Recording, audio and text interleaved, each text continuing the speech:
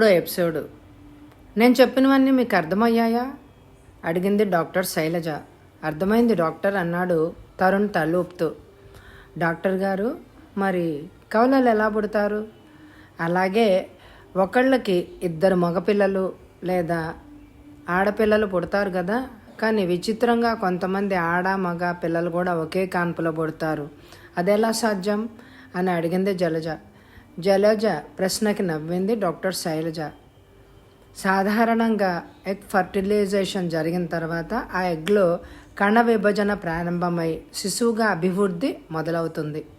కొన్ని అరుదైన పరిస్థితుల్లో ఎగ్ కణ విభజన ప్రారంభం కాకుండానే 2గా విడిపోతుంది.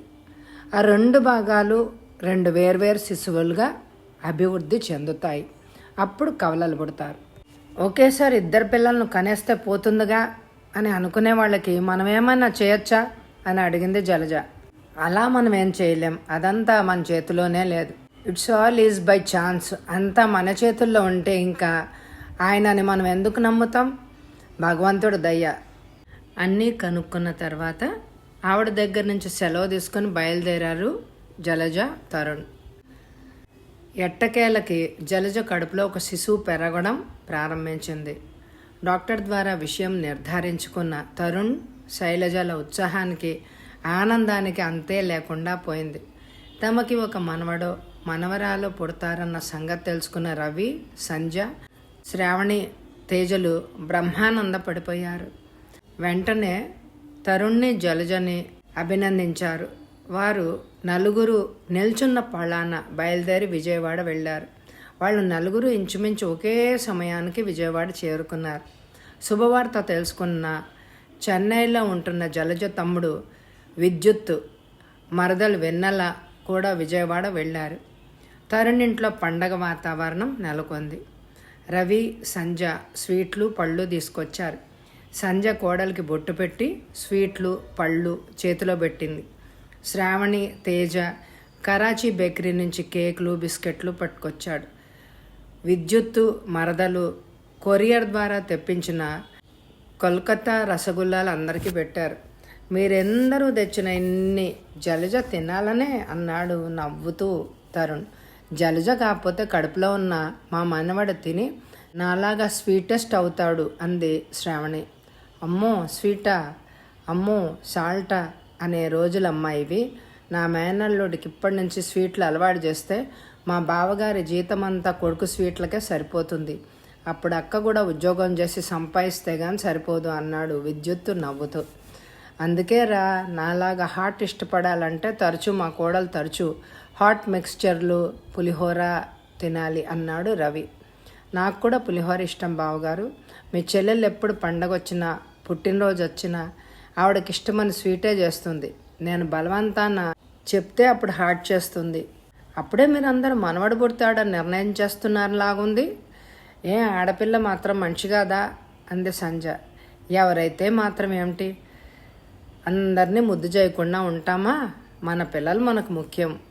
అమ్మా, నేను నీకు ఎగెయిన్స్టే అక్కకు కొడుకు పుట్టాడే అనుకో, నాకు ఉపయోగం. ఎందుకు అంటే అప్పుడు నీ కోరిక ప్రకారం నాకు ఆడపిల్ల పుట్టిందనుకో, హాయిగా అక్క కొడుకు చేతుల్లో పెట్టి భారం దించేసుకుంటాను అన్నాడు విద్యుత్. ఏరా తమ్ముడు, నువ్వు మంచి ప్లాన్లోనే ఉన్నావే. మా అబ్బాయికి బ్రహ్మాండమైన కట్నం తీసుకుంటాం. దానికి నువ్వు మా చెల్లెలు ఇష్టపడితే సరే, ఇప్పుడే మాటలు కలిపేసుకుందాం అన్నాడు పెద్దగా నవ్వుతూ తరుణ్. ఇంతకీ అందరూ మాకు అబ్బాయి పుడతాడని అంత ఖచ్చితంగా చెప్తున్నారేంటి అంది జలజ. అక్కడ ఉన్న అందరి ఉద్దేశం అదే, మా ఆశ కూడా అదే అన్నాడు రవి కోడలతో. ఏది ఏమైనా అందరూ నెలలు వచ్చేసరికి స్కానింగ్లో బయటపడిపోతుంది. నేను గెలిచి ఆడపిల్ల పుడుతుందో లేక మీ అందరికీ కావలసినట్టు మగపిల్లాడు పుడతాడో, ఎటు మా అల్లుడికి మంచి పలుకుపడి ఉంది కదా అంది శ్రావణి. తరుణ్ మొహం హఠాత్తుగా సీరియస్గా మారిపోయింది. అది కుదరదు అత్తయ్య గారు. ఒకటి, నేను ఎప్పుడు ఏదో ఒక పలుకుబడి ఉంటుందని దానిని ఉపయోగించుకోవాలంటే కుదరదు. అసలు నేను అలా అనుకోను. ఇంకొకటి, లింగ నిర్ధారణ పరీక్ష పెద్ద నేరం. ఆ పరీక్ష చేసిన వారికి, కోరిన వారికి, ప్రోత్సహించిన వారికి కూడా జైలు శిక్ష, పెనాల్టీ అన్నాడు తరుణ్. అయ్యో తరుణ్, అవన్నీ సామాన్యులకి, మనలాంటి వాళ్ళకి కాదు అంది శ్రావణి. చట్టం ముందు అందరూ ఒక్కటే అత్తయ్య అన్నాడు తరుణ్. అది సరే, ఇటువంటి సమయాల్లో ఉపయోగించకపోతే ఇంకా పలుకుబడి అనే దానికి అర్థం ఉండదు. అదీగాక ఈ విషయం అందరికీ ఎలా తెలుస్తుంది? ఆ డాక్టర్కి నీకు తప్ప మూడో కంటి వాళ్ళకి తెలియదు అంది శ్రావణి. మళ్ళీ అదే మాట అంటారు. నేను ఇందాకనే చెప్పాను కదా, ఇలాంటి చట్ట వ్యతిరేక పనులు చేయడానికి పూర్తిగా నేను విరుద్ధం. ఇన్నాళ్ళు ఆగిన వాళ్ళం ఇంకో 4-5 నెలలు ఆగలేమా అన్నాడు కొంచెం కోపంగా. అంటే నీకున్న పరపతిని బట్టే ముందే తెలుసుకోవచ్చు కదా అన్నది నా ఆలోచన అని నసిగింది శ్రావణి. తెలుసుకుంటే అసలు ఏమిటి లాభం రెట్టించాడు తరుణ్. ఇంకా పరిస్థితి అనవసరంగా మారిపోయేలా ఉందని గ్రహించిన తేజ, ఎందుకు శ్రావణి అనవసరంగా సంతోషమైన వాతావరణాన్ని పాడు చేస్తావు? అయినా ఇటువంటి విషయాల్లో బయట వాళ్ళు కలగజేసుకోకూడదు. అది ఆ భార్యాభర్తలు సంబంధించింది, వాళ్లే చూసుకుంటారు, మనకెందుకు చెప్పు, నువ్వు ఊరుకో అని చెప్పి తరుణ్ వైపు తిరిగి, తరుణ్, మీ అత్తయ్య గారికి అన్నీ చాదస్తమే, అన్నిటికీ తొందరే, నీకు తెలియందేముంది, నువ్వు 4 సంవత్సరాల నుంచి చూస్తున్నావు, ఏదో ఆవిడ అలా అంటుంది, ఇంకొదిలే అన్నాడు. భర్త మాటలకి శ్రావణికి కూడా విపరీతమైన కోపం వచ్చింది. కానీ లోపలే అణగదొక్కుంది. అందరి ముందు తలగొట్టేసినట్టయింది. కానీ తన కోపం కానీ భర్త మాటల వల్ల తన పట్ల అసంతృప్తి వ్యక్తం చేసే సమయం కాదు అని ఊరుకుంది. వంట బాధ్యత శైలజ, వెన్నెల తీసుకున్నారు. నిమిషాల్లో అందరికీ రుచికరమైన వంటకాలు తయారు చేసి ఉంచారు. తర్వాత అందరూ కలిసి కబుర్లు చెప్పుకుంటూ భోంచేశారు. ఇంకా వరుసగా శుభకార్యాలు, భోజనాలు అన్నాడు రవి నవ్వుతూ. అంతేలేండి బావగారు, మనకి మనవడో మనవరాల్లో పుట్టేంత వరకు అప్పుడు ఆ తర్వాత వరుసగా అంటూ రవి నవ్వుకు శృతి కలిపాడు తేజ. బావగారు, మీకు మా చెల్లెలకి అసలు ఖాళీయే ఉండదే ఎట్నుంచి, అంటే మీ అబ్బాయి విద్యుత్తుకు కూడా పిల్లలు పుట్టారనుకోండి, అప్పుడు మీ ఇల్లు ఇంకా సందడి అన్నాడు రవి. ఎప్పుడు నాకు నలుగురుంటే ఇష్టం మా ఇంట్లో అన్నయ్య గారు. అయినా ఈ రోజుల్లో ఎంతమంది ఇంటికొచ్చినా గుండిగలు వార్చాలా ఏమన్నా? ఒకసారి పడేస్తే కుక్కర్ ఇంకొకసారి వండేస్తాం అంతేగా అంది శ్రావణి నవ్వుతూ. ఇప్పుడు అంతే వదిన గారు, రేపు బారసాలకి అన్నప్రశ్నకి 100 మంది అతిథులు వస్తే అప్పుడు నిజంగానే గుండిగలు వార్చాలి అంది సంజ. దానికేం భాగ్యం వదిన గారు, తప్పకుండా అంది శ్రావణి. అందరికీ మంచాల మీద పక్కలేశారు. కాసేపు అందరూ రెస్ట్ తీసుకోండి అంది జలజ. అమ్మగారు, నాన్నగారు, మామయ్య గారు, అత్తయ్య గారు, విద్యుత్తు, వెన్నెల అందరికీ 3 బెడ్రూముల్లో అరేంజ్ చేసి, జలజ పడుకోండి, నేను ఆఫీస్కి వెళ్ళొస్తాను. జలజ సాయంత్రం స్నాక్స్, టీ అరేంజ్మెంట్స్ చూస్తుంది అన్నాడు తరుణ్. ఇప్పుడేగా భోజనాలు చేశాం, వాటికేం కంగారు లేదులే. వాడు ఆఫీస్కి వెళ్తున్నాను అంటున్నాడు కనుక నువ్వు కూడా నడుం వాల్చు, స్నాక్స్ ఎంతసేపు చూసుకుంటాం అంది సంజ. సరే అంది జలజ. అమ్మ చెప్పినట్టు కాసేపు పడుకో అని జలజకు కూడా చెప్పి బయటికి నడిచాడు తరుణ్. రోజంతా టైం తెలియకుండానే గడిచిపోయింది అందరికీ. ఆ రోజు రాత్రి భోజనాలు చేసి అందరూ వెళ్ళిపోయారు. మళ్ళీ తరుణ్, జలజ మిగిలారు. జలజ నెలకొకసారి చెకప్ కోసం డాక్టర్ శైలజ దగ్గరికి వెళ్తోంది. ఆవిడ జలజకి అన్ని పరీక్షలు చేస్తోంది. గర్భంలో శిశువు ఎదుగుదల సరిగ్గా ఉన్నది లేనిది తెలుసుకుంటారు. ఇవ్వాల్సిన ఇంజెక్షన్స్, మందులే ఇస్తోంది. అమ్మా, మీ శిశువు చక్కగా ఆరోగ్యంగా ఎదుగుతోంది. ఇంతకు ముందు కూడా అన్ని మందులు నేను చెప్పినట్టు వేసుకోమ్మా. అలాగే ఫ్రెష్ ఎయిర్లో తేలికపాటి వ్యాయామాలు, అంటే మామూలుగా నడక లాంటివే చెయ్యి. అవి నిన్ను, నీ కడుపులో పెరుగుతున్న శిశువుకి ఎంతో మేలు చేస్తాయి. యాక్టివ్గా ఉండండి. మీరు యాక్టివ్గా ఉంటే డెలివరీ అంత సులువుగా అవుతుంది. మీది నార్మల్ డెలివరీ కావాలని గట్టి ప్రయత్నమే చేయండి. మీరు పూర్తిగా నెలలు నిండే వరకు హెల్తీగా యాక్టివ్గా ఉంటే మీది 100% నార్మల్ డెలివరీ అవుతుంది. పుట్టబోయే శిశువు కూడా ఆరోగ్యంగా ఉంటుంది అంది డాక్టర్ శైలజ. ఇప్పుడు ఎలా ఉంది డాక్టర్ గారు అని అడిగింది జలజ. ఎవ్రీథింగ్ ఈజ్ ఫైన్ అండి, పర్ఫెక్ట్గానే ఉంది, ఇంకా ముందు కూడా అలాగే ఉంటుంది. నాకేంటో భయంగా ఉంది డాక్టర్ గారు అంది జలజ ఉన్నట్టుండి. భయం ఎందుకు? ఏం భయం లేదు, అన్నిటికీ ఆ దేవుడు ఉన్నాడు, ఆ పైన అన్ని విషయాలు చూసుకోవడానికి నేనున్నా అంది డాక్టర్ శైలజ జలజకి ధైర్యం చెప్తూ భుజం తడుతూ. అంటే నేనేమి భయపడక్కర్లేదా అంది జలజ. మీరు నేను చెప్పినట్టు మందులు వేసుకుంటూ వ్యాయామం చేస్తూ హాయిగా ఉంటే పండంటి కొడుకు కూతురు మీ చేతిలో ఉంటారు అంది నవ్వుతూ డాక్టర్ జలజ. థ్యాంక్స్ డాక్టర్ గారు అంది జలజ. 7వ నెల వచ్చేటప్పటి నుంచి వారం వారం చూపించుకోవాలి. మీరు డెలివరీకి ఇక్కడే ఉంటారా లేక మీ పేరెంట్స్ దగ్గరికి వెళ్తారా అని అడిగింది శైలజ. మా వాళ్ళని అయితే రమ్మంటున్నాను. నాకైతే మీలాంటి మంచి డాక్టర్ చేతిలో పడడం నా అదృష్టం. నాకు ఇక్కడే ఉండి మీ చేతుల మీదుగానే నా పురుడు పోసుకోవాలని ఉంది. తరుణ్ కూడా అదే అంటున్నాడు. అంతగా కావాల్సి వస్తే మా అమ్మ ఇక్కడ ఆ టైంకి వచ్చి ఉంటుంది. నేను అలాగే అనుకుంటున్నాను అంది జలజ. మీ వీలు చూసుకోండి. ఇక్కడైనా పర్వాలేదు, అక్కడైనా పర్వాలేదు. మా డాక్టర్ గిరిజ అని నా క్లాస్మేట్ ఉంది. ఆవిడకి కావలిస్తే రిఫర్ చేస్తాను. ఆవిడ కూడా చాలా తెలివైంది, మంచి హస్తవాసి కల డాక్టరే. పర్వాలేదు అంది శైలజ. మీ మీద మాకు పూర్తి విశ్వాసం, నమ్మకం ఉంది డాక్టర్ గారు. అసలు నేను తరుణ్ కూడా మీ సలహా పాటిద్దామని, మీరు చెప్పినట్టే చేద్దామని అనుకుంటున్నాం అంది జలజ. మీరు ఎలాంటి మొహమాటం పెట్టుకోవద్దు. మీకేం కావాల్సి వస్తే అలాగే చేసుకోండి. అసలు ఇలాంటివన్నీ మాకు మామూలే. ఇక్కడ ఉద్యోగం చేస్తున్న వాళ్ళు పుట్టింటికి వెళ్ళే వరకు మా దగ్గర ట్రీట్మెంట్, ఆ తర్వాత అక్కడ డెలివరీ కూడా. అలాగే నేను ఇందాక చెప్పినట్టు వేరే చోట ఉన్నవాళ్ళు డెలివరీ టైంకి ఇక్కడికి వస్తారు. మీరు బాగా ఆలోచించి ఒక నిర్ణయానికి రండి అంది డాక్టర్ శైలజ. అలాగే డాక్టర్, నమస్తే అంటూ డాక్టర్ రూమ్ బయటకు నడిచింది జలజ. తరుణ్, ఈరోజు డాక్టర్ గారితో అన్ని విషయాలు మాట్లాడాను అంది శైలజ. ఏ విషయాలు అడిగాడు తరుణ్. అదే మనం అనుకున్నాను కదా, అమ్మ వాళ్ళు, అదే అమ్మ నాన్నగారు నన్ను రమ్మంటున్నారు. 7వ నెలలో సీమంతం చేస్తారట. ఆ తర్వాత పుట్టిన వాళ్ళకి 5వ నెల వచ్చే వరకు అక్కడే ఉండిపోమంటున్నారు.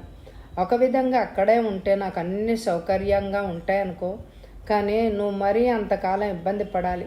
భోజనానికి పర్వాలేదనుకో, ఇప్పటికే సగం రోజులు పగలు రాత్రి కూడా మీటింగ్స్ అని కాన్ఫరెన్స్లని ఆఫీస్లోనే తినేస్తున్నాం.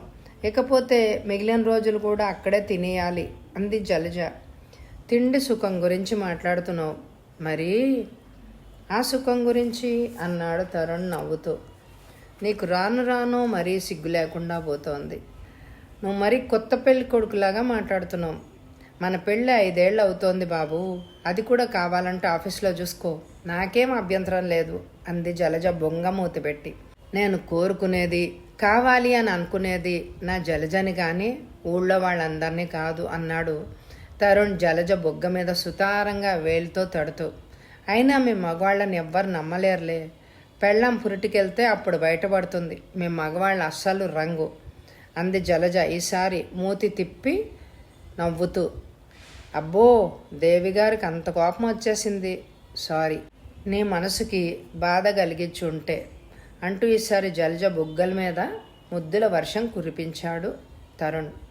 చాలే సంబడం, అయినా అన్ని ముద్దులు నాకే ఇచ్చేస్తే రేపు పుట్టబోయే వాళ్ళకి అంది జలజ సరదాగా. ఎవరి కోట వాళ్ళకే, ఇప్పుడంతా నీ కోట. ఆ పుట్టేవాళ్ళకి కొన్ని రిజర్వ్ చేసి పెట్టాను డియర్. మరి ప్రస్తుతం ఏమీ పెండింగ్ లేకుండా ఉంచుకోవాలి అన్నాడు తరుణ్ చిలిపిగా. నిన్ను అంటూ తరుణ్ని చేతుల్లో చుట్టేసింది జలజ. డాక్టర్ శైలజ చెప్పినట్లుగా తరచూ చెకప్ కోసం ఆవిడ దగ్గరికే వెళ్తోంది. జలజకి 7వ నెల వచ్చింది. డాక్టర్ చూసి అంతా బాగానే ఉందని చెప్పింది. ఏమ్మా, మరి మీరు డెలివరీ ఇక్కడ అనుకుంటున్నారా లేకపోతే మీ ఊరు అనుకుంటున్నారా అని అడిగింది డాక్టర్ శైలజ. అది ఇంకా నిర్ణయం కాలేదు డాక్టర్. అమ్మ వాళ్ళు అక్కడికి రమ్మని చెప్తున్నారు. నేను వెళ్ళిపోతే తరుణ్ ఇబ్బంది పడతాడేమో అని ఆలోచిస్తున్నాను. ఎందుకంటే తరుణ్ చేసే ఉద్యోగానికి వేళాపాళా ఉండదు. కనీసం వెళ్లే ముందు కాఫీ అన్నా ఇవ్వాలి కదా. అలాగే ఇంటికి వచ్చేసరికి మంచినీళ్ళు అందించే వాళ్ళన్నా ఉండాలి కదా అంది జలజ. నిజమేననుకోండి, కానీ పిల్లల్ని కనే ప్రతి స్త్రీకి, ప్రతి మగవాడికి కొంతకాలం ఎడబాటు తప్పదు. అలాగే మగవాళ్ళ తిండికి కొంత ఇబ్బంది పడతారు. అయితే ఇప్పుడున్న సదుపాయాలతో మగాళ్ళకి ఇబ్బంది ఉండదనుకుంటున్నాను. వంట వచ్చి వండుకోగలిగితే మంచిదే. కాకపోతే పూర్వంలాగా కుదరదు కదా. హోటళ్ళకు పరిగెత్తి గబగబా ఇంత నోట్లో కుక్కుకొని పరిగెత్తాల్సిన అవసరం లేదు. ఫోన్ కొడితే మనకు కావాల్సిన తిండి కావాల్సిన చోటు నుంచి తెప్పించుకోవచ్చు. అప్పుడు ఇంత ఇబ్బంది ఉంటుందని నేను అనుకోను. మనం ఎంత 2025లో ఉన్నా నేను ఒక డాక్టర్గా కాక ఒక తల్లిగా ఆలోచిస్తే ఆడపిల్లకి పురిటి రోజుల్లో తల్లి దగ్గర ఉండాలని, కావాల్సినవి చేయించుకొని తినాలని ఉంటుంది. తల్లికి కూడా పురిటి రోజుల్లో కూతుర్ని దగ్గరుంచుకుని వేడి వెచ్చ వండి పెట్టాలనే ఆశ ఉండడంలో తప్పులేదు కదా అంది శైలజ ఆలోచనగా. డాక్టర్ గారు, మీరు ఒక డాక్టర్గా నన్ను ట్రీట్ చేస్తున్న ఒక తల్లిలాగా కూడా అన్నీ చెప్తున్నారు. డెలివరీ దగ్గర అవుతున్న ఒక కూతురికి తల్లి చెప్తున్నట్టు ఆలోచిస్తున్నట్టు చెప్తున్నారు అంది జలజ సంతోషంగా. నేను మొదట ఒక మనిషిని, ఆ తర్వాత ఒక డాక్టర్ని, గైనకాలజిస్ట్ని. మా అమ్మాయికి పెళ్లి కూడా అయింది. దానికి ఒక కొడుకు. అయితే అమ్మాయి అల్లుడు వేరే ఊరిలో ఉంటున్నారు. అమ్మాయి డెలివరీకి ఇక్కడికి వచ్చింది. కానీ పెరటి వైద్యం పనికిరాదు అనే సామెత ఉంది చూడండి, అలాగా మా అమ్మాయికి వేరే డాక్టర్కే చూపిస్తున్నాను. డెలివరీ నేను మా హాస్పిటల్లో చేసిన ఆ టైంకి ఆవిడ కూడా ఇక్కడే ఉంది. ఇద్దరం కలిసి డిస్కస్ చేసుకుని అమ్మాయికి డెలివరీ చేసాం. సో మా అమ్మాయి విషయంలో ఇంచుమించు డెలివరీ టైంకు ఇక్కడే ఉండి జస్ట్ బిఫోర్ డెలివరీకి ఇక్కడికి వచ్చింది. అందుకనే మిమ్మల్ని ఎలా వీలైతే అలా చేయమని చెప్పింది అంది డాక్టర్ శైలజ. సరే డాక్టర్ గారు, ఇప్పుడు లోపలంతా బాగానే ఉంది కదా అంది జలజ. అంతా బాగానే ఉందమ్మా. నేను ఇంతకుముందే చెప్పినట్టు మందులు వేసుకోవడం, వ్యాయామం చేయడం మాత్రం మర్చిపోద్దే అంది శైలజ. నమస్తే డాక్టర్ గారు అంటూ బరువుగా బయటకు నడిచింది జలజ. జలజ ఇంకా ఇంటికి వెళ్లకుండానే తన తల్లి నుంచి ఫోన్ వచ్చింది. జలజ, నేను మీ నాన్న 4-5 రోజుల్లో మంచి ముహూర్తం చూసుకొని బయలుదేరి వస్తాం. నాన్నగారు అన్నయ్య గారితో వదిన గారితో ఫోన్లో మాట్లాడారు. నీకు 7వ నెల వచ్చింది కదా, పురిటికి నిన్ను మా ఇంటికి తీసుకొస్తాను. దానికి అనుమతి ఇవ్వని వాళ్ళని అడిగారు. వాళ్ళు తమకేం అభ్యంతరం లేదని, ఒక మాట తరుణ్తో కూడా చెప్పమని అన్నారు. నాన్నగారు ఇందాక ఫోన్ చేసి మీ ఆయన తరుణ్తో కూడా చెప్పాడు. అతను వెంటనే ఒప్పుకున్నాడు. బహుశా ఇంటికి వచ్చిన తర్వాత నీతో ఆ విషయం చెప్తాడు. నువ్వు నీ బట్టలు అవి రెడీగా పెట్టుకో, నేను వచ్చాక సర్దుతాను. నువ్వు స్ట్రెయిన్ అవ్వకు. ఇంకో ముఖ్యమైన విషయం ఏమిటి అంటే మీ డాక్టర్కి ఒకసారి చూపించుకో. అలాగే ఆవిడ తెలిసిన డాక్టర్ ఇక్కడ ఎవరైనా ఉన్నారేమో కనుక్కో అంటూ గుక్క తిప్పుకోకుండా కూతురుతో తను చెప్పాల్సిందంతా చెప్పేసింది శ్రావణి. అయితే నన్ను డెలివరీకి అక్కడికే తీసుకెళ్ళడానికి నిర్ణయించుకున్నారన్నమాట. ఇప్పుడే డాక్టర్ దగ్గరికి వెళ్ళొస్తున్నా. ఇంకా ఇంటికి చేరుకోలేదు, కారులోనే ఉన్నాను. ఇంటికి వెళ్ళి నీకు ఫోన్ చేసి ఆవిడతో మాట్లాడిన విషయాలు నీకు చెప్దామనుకున్నాను. అంతలోనే నువ్వు ఫోన్ చేశావు. తరుణ్ కూడా వచ్చే టైం అయింది. ఇంటికెళ్ళి ఫోన్ చేస్తానమ్మా, అప్పుడు అన్ని విషయాలు వివరంగా మాట్లాడుకోవచ్చు అంది జలజ. సరే, అతనికి నేను కూడా ఒక మాట చెప్తాలే. అలా చెప్తే మర్యాదగా ఉంటుంది. అతను వచ్చి భోంచేసాక ఫోన్ చేయి. మరీ హడావడిగా వెళ్ళిపోతే రాత్రి చేయి. అతని వీలుని బట్టి చూడు. అలాగేనమ్మా. మధ్యాహ్నం తరుణ్ ఎప్పుడు కంగారులోనే ఉంటాడు. రాత్రే ఫోన్ చేస్తాలే అంది జలజ. సరే, మర్చిపోకుండా చేయి అంటూ ఫోన్ పెట్టేసింది శ్రావణి. జలజ ఆలోచనలో పడిపోయింది. ఒక విధంగా నేను ఇక్కడ లేకపోతే తరుణ్కి ఇబ్బందే. డాక్టర్ కూడా ఇక్కడ ఉంటే ఆవిడే అన్నీ చూసుకుంటాను అంది. మొదటి నుంచి అలవాటైన డాక్టర్నే కంటిన్యూ చేయడం మంచిదే. కానీ అమ్మ ఇక్కడ ఎక్కువ రోజులు ఉంటే నాన్నగారికి ఇబ్బంది. తరుణ్ని కానీ నాన్నగారు కానీ ఎవరో ఒకరు ఇబ్బంది పడవలసిందే. న్యాయానికి వయసులో చిన్నవాడైనా కాబోయే బిడ్డకి తండ్రి అయిన తరుణ్ ఇబ్బంది పడడం న్యాయం, ధర్మం కూడా. అయినా తరుణ్ ఇంతకుముందు ఆ విషయం మాట్లాడినప్పుడు అటు చెప్పలేదు, ఇటు చెప్పలేదు. అతని ఆలోచనలు, ఇబ్బందులు అతనివి. అమ్మతో ఇద్దరం కలిసి మాట్లాడతాం కదా, అప్పుడు ఏదో ఒకటి నిర్ణయించుకోవచ్చులే అని అనుకుంది. జలజ అలా అనుకుంటుండగానే ఆ రోజు తరుణ్ ఇంటికి రాగానే, జలజ నాకు భోజనం అరేంజ్ చేసేయి, అలాగే 2 జతల బట్టలు నా చిన్న సూట్ కేసులో సర్దాయి. భోజనం చేయగానే ఆఫీస్కి వెళ్ళక్కర్లేదు, ఇటు నుంచి ఇటే డైరెక్ట్గా ఎయిర్పోర్ట్కి పోతా అన్నాడు తరుణ్.